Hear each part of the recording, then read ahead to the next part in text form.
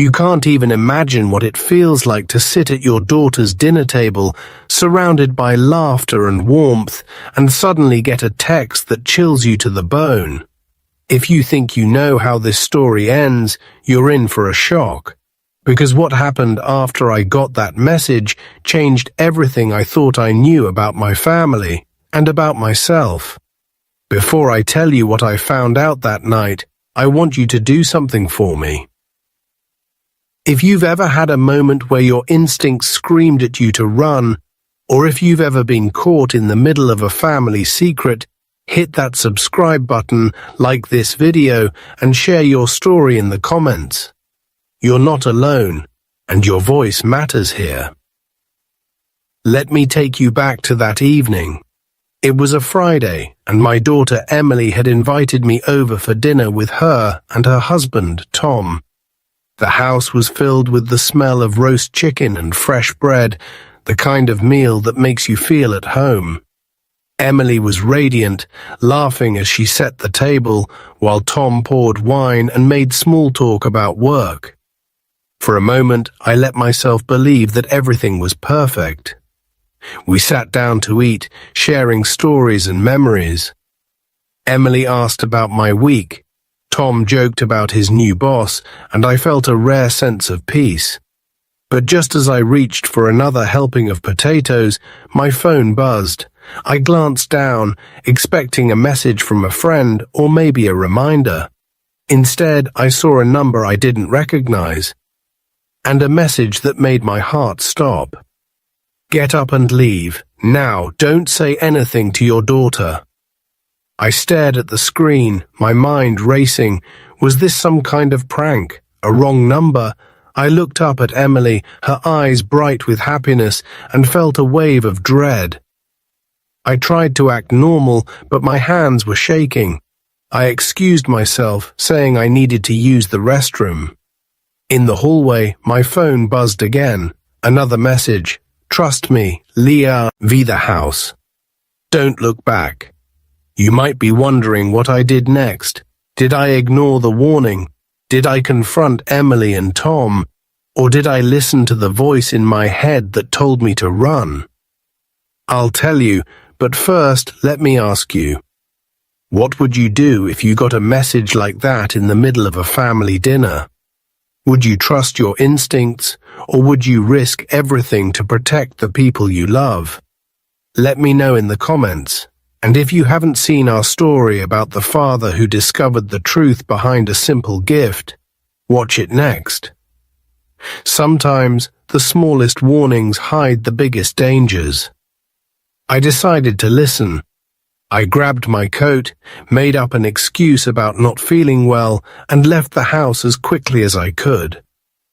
Emily looked worried, but I forced a smile and told her I'd call in the morning. As I walked down the driveway, my phone buzzed one last time. "Good, keep walking, don't go back." I drove home in silence, my mind spinning with questions. Who sent the message? What was I being protected from? And what was happening in that house after I left?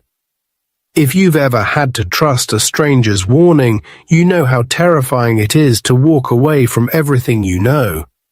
But you also know that sometimes the only way to survive is to listen to the voice that tells you to run. That night, I barely slept. I kept checking my phone, waiting for another message, another clue. But nothing came. Just as I was drifting off, there was a knock at my door. I opened it to find 2 police officers standing on the porch. "Sir, we need to ask you a few questions about your daughter and her husband," one of them said, his tone serious. My heart pounded as I let them in, realizing that whatever I'd been warned about was bigger than I ever imagined. You ever open your door to the police and feel your whole world tilt? That's what happened to me that night. The officers stepped inside, their faces grave, and I could feel the weight of something terrible pressing down on my chest. I tried to steady my voice. "Is Emily all right? Is Tom?" One of the officers shook his head. "They're both fine, sir, but we need to talk to you about something that happened at their house tonight." I sat down, my hands trembling. The officer pulled out a notepad. "Did you receive any unusual messages this evening?" I nodded, showing them my phone. The officer read the texts, his eyes narrowing. "Did you recognize the number?" I shook my head. "No, I thought it was a prank, but I left just in case." The officers exchanged a look. "You did the right thing," one of them said quietly. "We've been monitoring suspicious activity in your daughter's neighborhood for weeks. Tonight we received a tip that something was going to happen at their address. We were on our way when you left." My mind raced. "What kind of activity?" I asked. The officer hesitated. "We believe your daughter and her husband may have been targeted by a group involved in a string of burglaries. We don't think they were the intended victims, but someone in the area has been watching their house. If you've ever felt the ground shift beneath your feet, you know how hard it is to process bad news." I thought about the text, about the urgency, about the way my instincts screamed at me to leave. I realized that whoever sent that message had saved me from something I couldn't even see coming. The officers asked more questions about the dinner, about Tom and Emily's recent behavior, about anyone new in their lives. I answered as best I could, my mind replaying every detail of the evening. The laughter, the warmth, the sudden chill when the text arrived. Finally, the officers stood to leave. "We'll be in touch, sir. If you get any more messages, call us immediately. And please, don't go back to your daughter's house until we say it's safe. If you've ever been told to stay away from your own family for their safety, you know how helpless it feels. What would you do if you were in my place? Would you risk it all to protect your loved ones, or would you trust the warning and wait? Let me know in the comments. And if you haven't seen our story about the father who listened to a mysterious warning, watch it next. Sometimes the hardest thing to do is nothing at all. That night, I sat in the dark, my phone clutched in my hand, waiting for news. I thought about Emily, about the life she'd built with Tom, about the secrets that might be hiding in plain sight. I wondered who had sent the message and why they cared enough to warn me. The next morning, I called Emily. She answered on the first ring, her voice shaky. "Dad, are you okay? The police were here all night. They said you left because of a text." I tried to keep my voice calm. "I'm fine, sweetheart. I got a bad feeling. I'm glad you're safe." She hesitated. "Dad, is there something you're not telling me?" I wanted to tell her everything, but I remembered the warning. "Don't say anything to your daughter." I swallowed my fear. "No, honey, I just want you to be careful. Promise me you'll listen to the police." If you've ever had to keep a secret to protect someone you love, you know how heavy that burden can be. But you also know that sometimes the only way to keep them safe is to trust your instincts, even when it breaks your heart. That afternoon, the police called again. "We need you to come down to the station," the officer said. "There's something you need to see." You ever walk into a police station with your heart pounding, not knowing if you're about to hear the worst news of your life? That's how I felt as I sat in the waiting room, clutching my phone, replaying every moment of that dinner in my mind. The officer who greeted me was the same one from last night. He led me to a small interview room, closed the door, and slid a folder across the table. "We traced the number that sent you those texts," he said. It came from a burner phone, but we believe it's connected to someone who's been watching your daughter's house for weeks. We think you were being protected by someone who knew what was about to happen."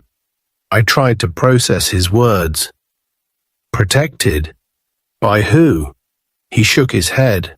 "We're still investigating. But there's more. After you left last night, 2 men tried to break into your daughter's house. They were scared off by the police, but we found evidence that they'd been planning this for a while. If you hadn't left when you did, you might have been caught in the middle. If you've ever realized how close you came to disaster, you know the cold rush of fear and relief that follows. I thought about Emily, about Tom, about the laughter at dinner and the way everything changed in an instant. I wondered who had been watching us and why." The officer continued, "We need you to think carefully. Has anyone new come into your daughter's life recently? Any strange deliveries, new friends, or odd behavior?" I thought back over the past few months. Emily had mentioned a new neighbor, someone who always seemed to be outside when she got home. Tom had joked about a package being delivered to the wrong address, but I hadn't thought much of it at the time. I told the officer everything I could remember. He took notes, nodding. "We'll look into it. In the meantime, we want you and your daughter to be extra careful. Don't open the door to strangers. Don't share your plans with anyone you don't trust. If you've ever had to live in fear for your family, you know how exhausting it is. But you also know that sometimes the only way to protect them is to stay vigilant, even when it means keeping secrets." When I left the station, my mind was spinning. Who had sent the warning? Was it a friend, a neighbor, or someone with their own agenda? And what would have happened if I hadn't listened? That night, I called Emily again. I could hear the worry in her voice. "Dad, are you sure you're okay? The police said you saved us by leaving. I don't understand. Why would anyone want to hurt us?" I wanted to tell her everything, but I remembered the warning. "Don't say anything to your daughter." I just said, "Sometimes the world is more dangerous than we think. I'm just glad you're safe." If you've ever had to hold back the truth to keep someone safe, you know how heavy that silence can be. What would you do if you were in my place? Would you risk telling your family everything, or would you keep the secret to protect them? Let me know in the comments. And if you haven't seen our story about the father who trusted a mysterious warning, watch it next. Sometimes the best protection is the truth you never tell. The next morning, the police called again. "We've made an arrest," the officer said. "We think you'll want to hear what we found out." You ever get a call that makes your hands shake even before you answer? That's how I felt when the police told me they'd made an arrest. I drove to the station, my mind racing with questions. Who had been watching my daughter's house? Who sent the warning?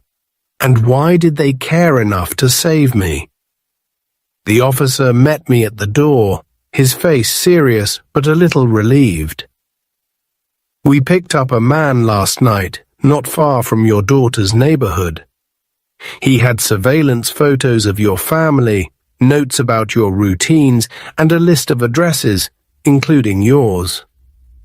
I felt a chill run down my spine. "Do you know who he is?" The officer nodded. "He's a private investigator, hired by someone you know. But that's not all. When we questioned him, he admitted he'd been paid to watch your daughter's house, not to hurt anyone, but to keep tabs on Tom." I stared at him, stunned. Why Tom? The officer slid a file across the table. "We think Tom's been involved in something he shouldn't. Financial fraud, maybe more. The investigator was hired by a business partner who suspected Tom was stealing from the company. When he realized a break-in was about to happen, he sent you the warning, hoping you'd get out before things got ugly. If you've ever learned a secret that changes everything you thought you knew about your family, you know the feeling of the ground shifting beneath your feet. I thought about Tom, about the way he'd always seemed a little too smooth, a little too eager to impress. I thought about Emily, about how much she trusted him. The officer continued, "We're still investigating, but we wanted you to know the truth. You weren't the target. Your daughter wasn't either. But Tom, he's in trouble, and now so is your family." I left the station in a daze. My mind replayed every dinner, every conversation, every time Tom had brushed off my questions about work. I realized I'd been so focused on protecting Emily that I'd missed the real danger, right in front of us all along. That night, I called Emily.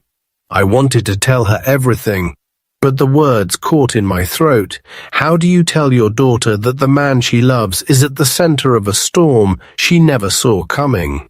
If you've ever had to choose between protecting someone's heart and telling them the truth, you know how impossible that choice can feel. What would you do if you were in my place? Would you break your daughter's heart to save her, or would you let her live in ignorance a little longer? Let me know in the comments. And if you haven't seen our story about the father who faced the truth about his family, watch it next. Sometimes the hardest secrets are the ones we keep for love. The next morning, the police called again. "We need you to come in one more time. There's something else you need to see." You ever feel like every answer just leads to more questions? That's how I felt as I drove back to the police station, my mind spinning with worry for Emily. The officer met me with a grim look. "We've uncovered more, sir. We think you deserve to know everything before your daughter does." He led me to a small room and placed a stack of documents in front of me. We found these in Tom's office. Bank statements, fake invoices, emails. He's been embezzling money from his company for years. The break-in wasn't random. It was a warning from the people he stole from. They wanted to scare him, maybe worse. I felt sick. "Does Emily know?" The officer shook his head. "Not yet. We wanted to give you the chance to talk to her first, but she'll find out soon. Tom's been arrested. There's no hiding it anymore. If you've ever had to break your child's heart to save them, you know how heavy that burden is." I drove home in silence, rehearsing what I would say. How do you tell your daughter that the man she trusted, the man she built her life with, was living a lie? That evening, I called Emily and asked her to come over. She arrived, her face full of worry. "Dad, what's going on? The police keep calling. Tom isn't answering his phone." I sat her down and told her everything. About the investigator, the break-in, the fraud, the arrest.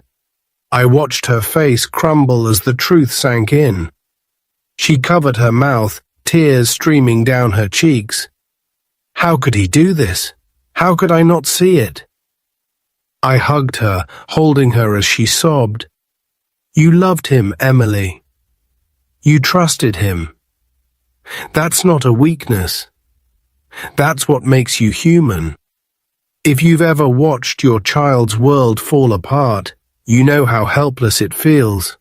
But you also know that sometimes the only way to help is to be there, to hold them through the storm, to remind them they're not alone." Emily stayed with me that night. We talked for hours.